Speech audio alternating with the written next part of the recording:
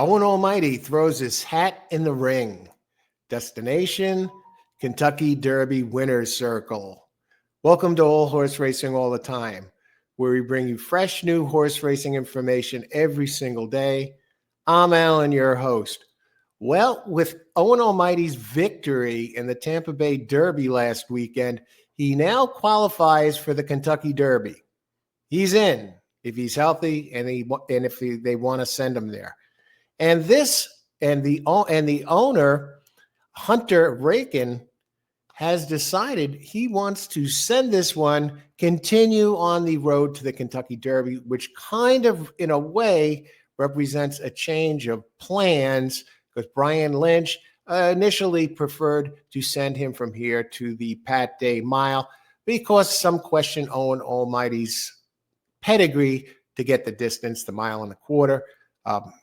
Some think that he's better suited, could turn out to be a great miler or even a championship miler or even championship sprinter, possibly both, front-running type.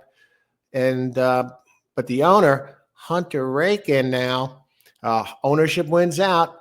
They're going to point him now to the Kentucky Derby and continue pointing now next race, run him in another race, Bluegrass Stakes over Keeneland, kind of a prep race, right?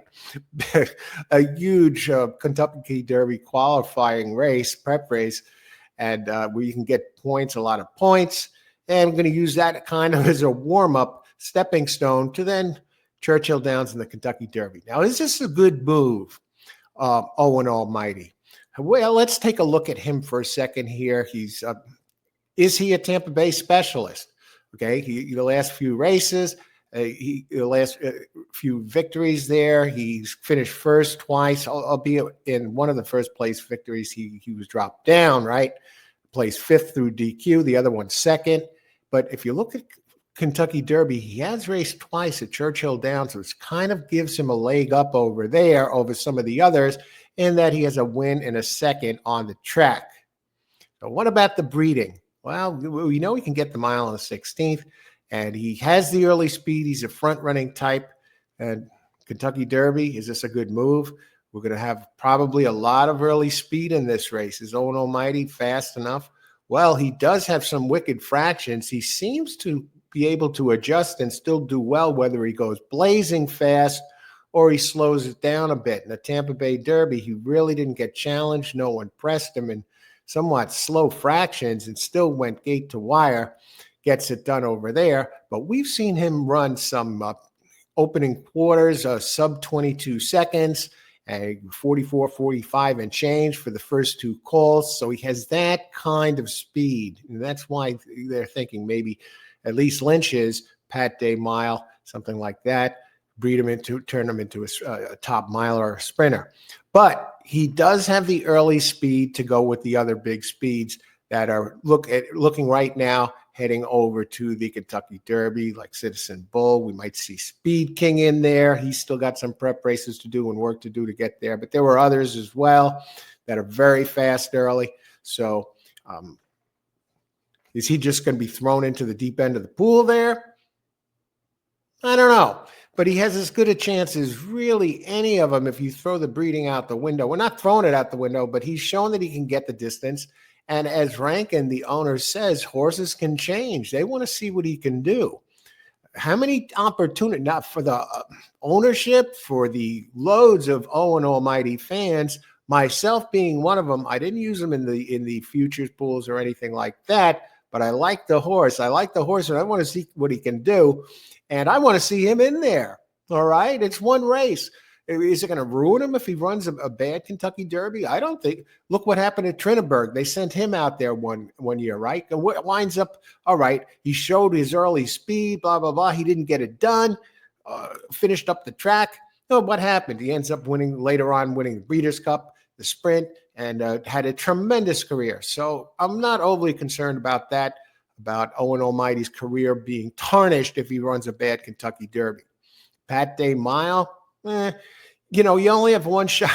It's a great race, but you only have one shot to win the Kentucky Derby, and this is their chance. And for the fans, for the ownerships, all included, you put a stamp on Owen Almighty if he wins that race. Breeding rights definitely be higher if he's a Kentucky Derby winner. And he's probably going to run in the Preakness.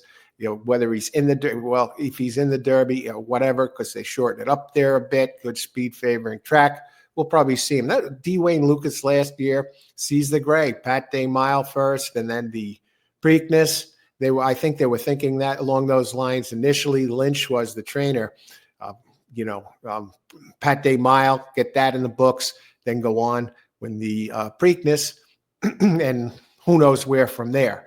So, do I think it's a good move? Now, let's talk about speed, overall speed. His speed numbers, his Equibase numbers are good. His sheet numbers are solid. They're there with everybody else. There might be a couple of them a little bit faster by the numbers with the sheets. The lower the number, the faster the race. But with a horse that saves a lot of ground, because the sheets, they take into effect ground loss. You don't run in a straight line. If he has maybe a point higher or so than some of the others that have a better sheet number, I can forgive that. We can make up with that, because this is the type of horse that's going to save a lot of ground and possibly, get in position early.